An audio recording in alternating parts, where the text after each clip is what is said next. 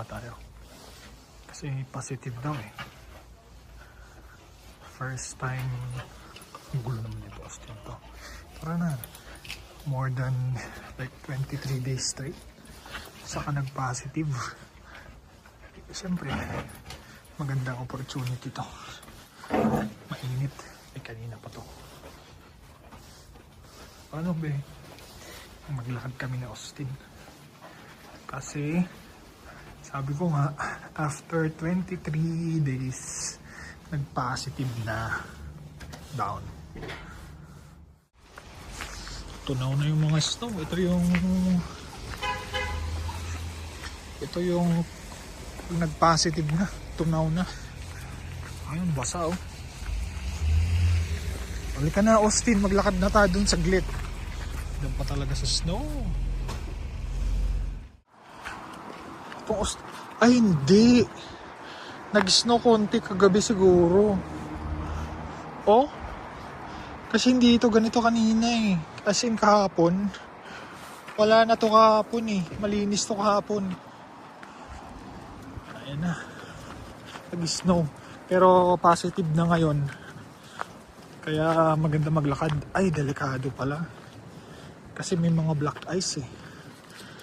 Tingnan natin dito. Tagal na tayong hindi nakapunta dito eh.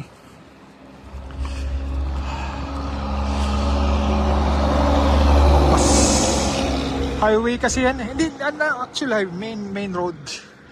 Trafalgar. Eh? Ano ba naman tong mga taong to? Hindi marunong magtapon? Tignan mo oh. Diyan na lang nilapag yung tae. Yung poop bag. Ano ba naman mga tao to? Ay, akala mo hari at reyna? Gusto yatang kumuha ng servant para pulutin yung mga poop na yan. Pero hindi porket positive. Hindi na malamig. Malamig pa rin. Malamig pa rin talaga. Naka-jacket pa rin tayo. Pero nag-snow kagabi siguro kanina umaga. Kasi bumaba kami ni Austin dito ng alas 12. Wala pa tong snow na to eh. Siguro overnight nangyari. Ala Austin. Sa Austin gusto mo talaga yung snow. Ay naku. Sarap. Hindi masyadong malamig. First time in ilang days nga. 23 days nag-positive. Imagine mo 23 days below zero. So laging negative 23 days kaya lang nag-positive. Kaya masarap bumaba. Gusto talaga ni Austin ng snow oh. Fresh na snow. Actually, hindi pa nagagawa to eh. Under construction yata tong lugar na to. Pero feeling ko hindi na nila ayusin to. Wala namang dumadaan dito eh. Sa Austin, daan na kami dito.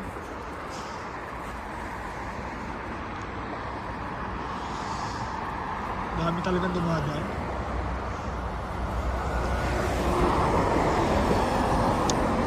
Titignan nyo yun oh. Kondo yan. Kaya titignan namin yan. May kondo pa doon. May kondo pa doon. Tapos banda doon. Ano nakikita nyo? Ayan yung mga kondo doon. Nagtitingin kami ngayon ng kondo. Lilipat na kami. Sinabihan na namin yung landlord. Ay. Namimiss namin tong building na to. Itong tinirahan namin ng almost 2 years kami tumira dito sa building na to. Pero oh well, it's time to move on. Kasi nga mas may mura na, mas may cheaper ang price sa condo, and then first floor, like mga ganyan first floor. Ang hirap kasi pag kunaring baba taas kay Austin. Tara na Austin, let's go. Mas maganda pag kunaring ganyan ng first floor oh. O Parang ganito, first floor. Ganyan ang itsura, first floor. Mas maganda. Kapag first floor na ganyan, sobrang dali lang na ibaba si Austin kasi daan ka lang sa fire exit, di ka nagagamit ng elevator and stuff. Merong for rent dun ito. Yung unit na yan. Yan. Tapos tabi niya fire exit. For rent yan. Kaso ang problema, yung pricing niya. Sobrang mahal ng price.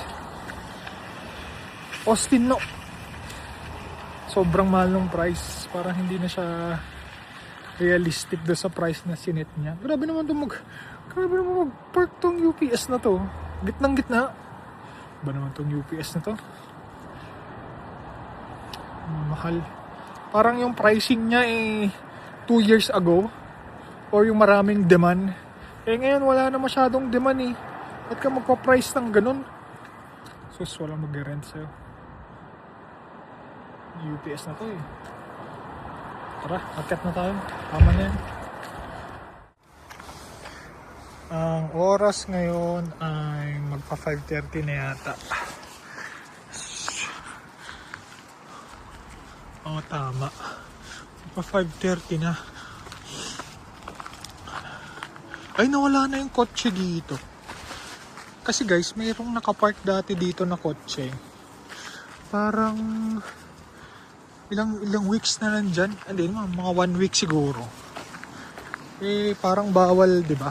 So akala ko abandon na. Either na-abandon yan, umalis na, or tinaw. Ayun na to. Yan kailangan talaga naka-open yan para daluyan ng tunaw na yan na snow. Tapos, may nakikita na natin yung damo. Yung damo, kita na. Dati kasi hindi kita yan Yung damo na yan, ayun makikita mo na yung mga kadiri. Yung hindi nagpupulot. Mag-aaso-aso kayo, hindi naman pala kayo magpupulot. Ayun, isa dun. Ang hindi nagpupulot tong mga to Hindi ko alam kung pupupo si Austin. Yan kita na natin. Mga mga ground na yan. So, ibig sabihin natutunaw na talaga.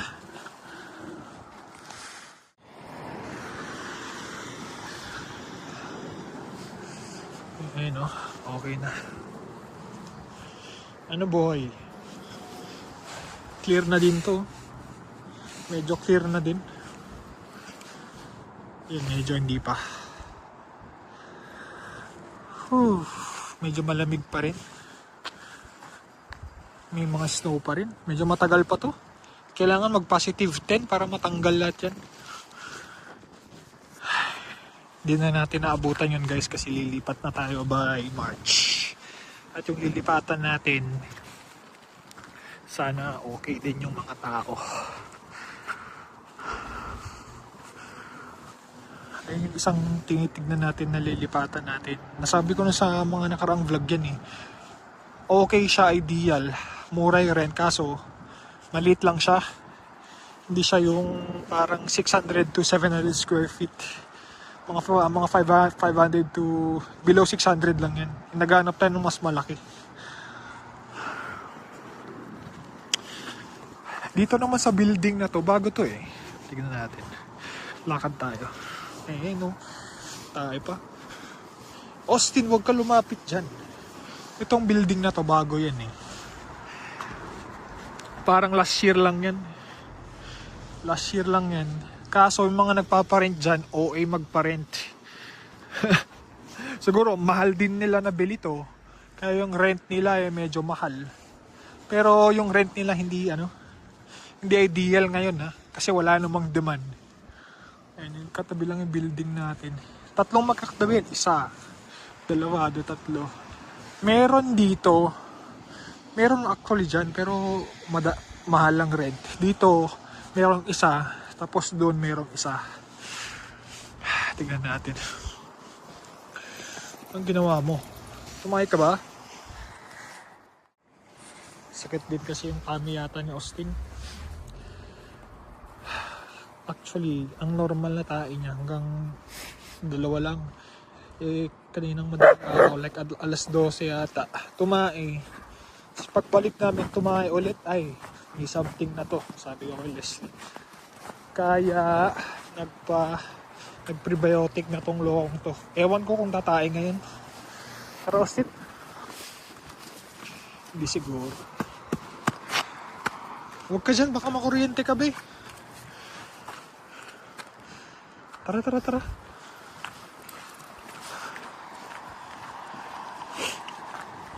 Doon sa kabila, dami din tayo doon.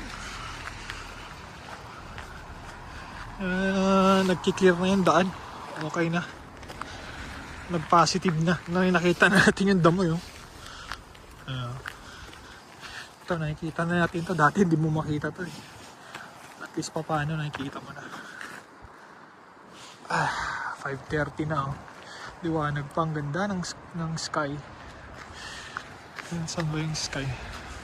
Yung sky, hindi nung araw eh. Ganda.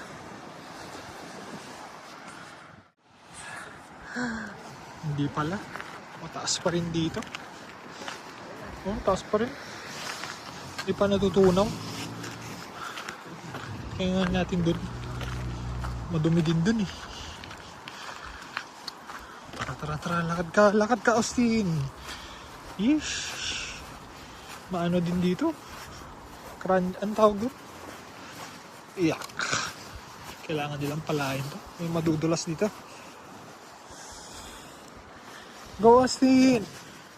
Madulas tayong dalawa dito eh. Kam dito. Tawid tayo. And then pakita ko yung for rent dito.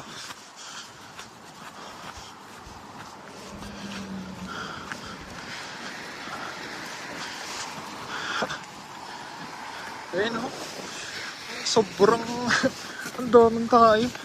May grass na ayun o. Dito ang daming tayo. Talagang kadiri mga dog owner. Di marunong magtapon. Di man lahat. Pero nakakaasar lang na ganyan sila. Kala mo bahay nila eh. Para sa akin, pag ganyan ang ugali mo na nagtatapon dyan, ganyan ka din sa bahay nyo, makalat. Austin, alika na. Ayun o. Okay pag damo si Austin dito eh, makikita mo pa eh, pag ganitong oras. Saan galing to? Baka dun sa loob.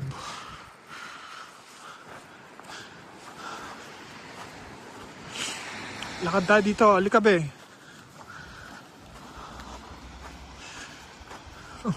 Ano yan, may homeless.